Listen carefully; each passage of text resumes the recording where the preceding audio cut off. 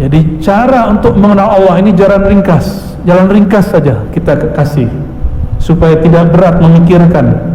Karena ini bukan untuk difikirkan, ini hanya untuk dirasakan. Jika berzikir la ilaha illallah, katakan tiadalah wujudku kecuali diwujudkan oleh Allah, tiadalah wujudku kecuali bersumber dari kudrat iradat Allah, tiadalah ruhku kecuali dari hembusan Allah, tiadalah tubuhku, jiwaku kecuali melalui nur Sayyidina Muhammad Rasulullah. Inilah makna la ilaha illallah Muhammadur Rasulullah. Dari dulu kita bertemu para masyayikh, ini yang membedakan kita dengan para masyayikh. Mereka dulu kalau sebut la ilaha illallah, fahamnya sampai ke sini. Sekarang saya bagi free, gratis, ya. Antum cukup sedekah nanti ke siapa, ya. Lihat ada orang du'afa, sedekah karena faham satu ilmu, tanda syukur kepada Allah Subhanahu wa ta'ala. Dahulu ilmu ini disembunyikan, tapi salah satu ciri ilmu akan Allah hilangkan, ilmu ini mulai disembunyikan. Maka guru-guru kami pun mengatakan, ansyir bainan nas, buka lagi ilmu fa'alam annahu la ilaha illallah kepada manusia. Maka kita pun minta izin kepadanya yang punya nama, yang namanya senantiasa kita sebut-sebut, semoga Allah ridha kepadanya. Fa'alam annahu la ilaha illallah, la ilaha, tiadalah wujudku kecuali diwujudkan oleh Allah Subhanahu wa ta'ala. Ini makna yang lebih aman. Ada makna yang lebih lembut, soft. Ilah bermakna mahbub, yang dicintai, yang dituju. Orang Melayu dulu sebut suka itu tuju. Saya tuju dia, saya suka dia. Di Palembang dulu begitu, ya. Di kepulauan dulu begitu, ya. Tuju. Bahkan di zaman Syekh Abdul Rauf As-Sengkili juga sama. Maka tujuan itu sesuatu yang dicinta. Maka boleh kita maknai la mahbuba bihaqqin illallah, tidaklah aku mencintai pada hakikatnya kecuali Allah Subhanahu wa ta'ala. Apa ciri-ciri kita sudah cinta kepada Allah? Aksarta dzikrah, engkau banyak menyebut namanya. Maka kalau kita tanya, apakah diriku sudah cinta kepada Allah atau cinta kepada ringgit dan dolar? Cinta mana? Karena mengenang Allah sungguhlah sulit. Saya bagi satu hadis lagi. Dalam hadis Ibnu Majah, riwayatnya Hasan, Nabi berkalam, ala ukhbirukum bi khiyarikum, maukah engkau aku beritahu, aku bagi tahu siapakah yang khiyar, yang terbaik di antara kamu.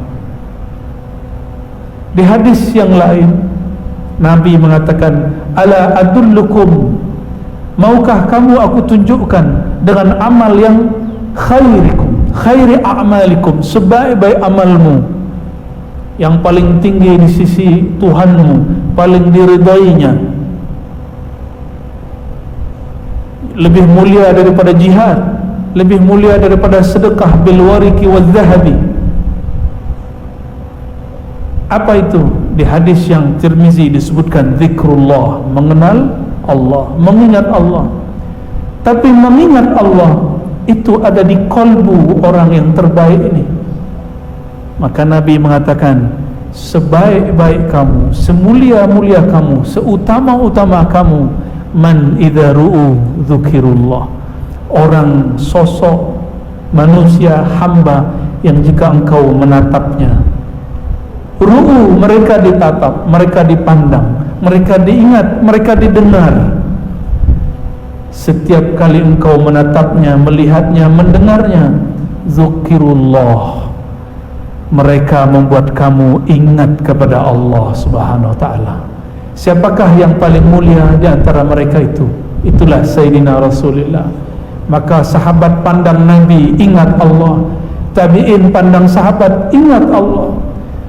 Tabi'in pandang tabi'in, ingat Allah. Maka kita pun hari ini mesti memandang guru-guru yang bersanad bersilsilah kepada Nabi SAW.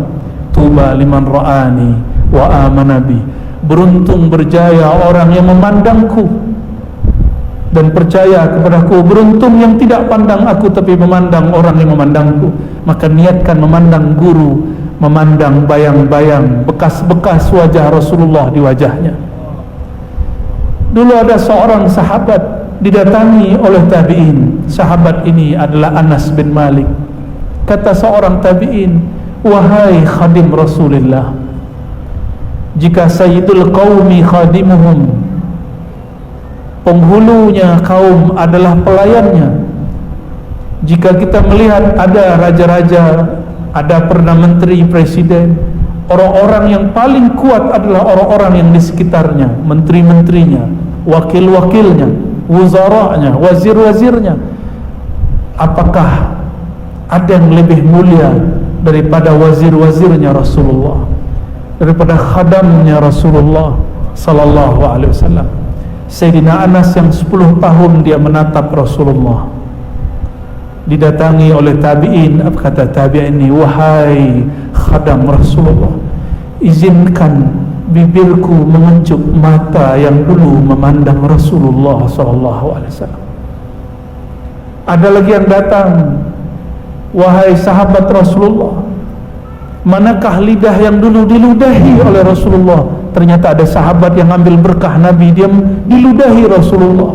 Ada yang meminum air bekas wudhu Rasulullah. Semua ini ada di kitab-kitab yang sahih, Sahih Bukhari, Muslim, Abu Dawud, Tirmizi dan lain sebagainya. Dan ini bukanlah bagian dari khurafat, ini bagian dari tabarruk, dan tabarruk min babil mahabbah, bab cinta. Maka aqrabu turuqi ilallah al-mahabbah, sedekat-dekat jalan kepada Allah adalah cinta, karena cinta melahirkan zikir yang banyak.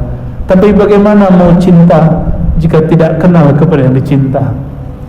Tapi bagaimana menyebut kenal? Engkau mengatakan engkau kenal di saat engkau meyakini, menyadari Allah tidak dapat dikenali. Itulah kalam As-Siddiq Sayyidina Abu Bakar radhiyallahu ta'ala anhu. Apa kata beliau? Ma'rifatullah itu ketika engkau mengaku tidak kenal kepada Allah, kecuali Allah lah yang kenal dirinya. Maka yang ada di dalam kalbu ini hanya sebagian dari nur yang Allah titipkan kepada kita. Araftu Rabbi bi Rabbi, kata Sayyidina Ali, aku hanya kenal Allah karena Allah yang mengajarkan ilmu ini kepadaku. Maka mintalah kepadanya melalui guru-guru mulia. Ambil zikirnya, ambil talqinnya. Tidak cukup talqin, tidak cukup zikir, mesti bermakrifat, ngaji dan ta'lim. Maka tariqati ana at-ta'allum wa ta'lim. Tariqah saya bukan talqin yang pertama, tariqah saya yang pertama belajar mengaji. Mengaji apa? Mengkaji nama-nama Allah. Inna lillahi tis'atan wa tis'ina isman. Allah memiliki 99 nama. Maka orang yang disebut arif billah, orang yang banyak nama Allah di kalbunya. Saya berdoa semoga kita semua orang-orang yang Allah limpahkan nama-namanya. Amin ya rabbal alamin.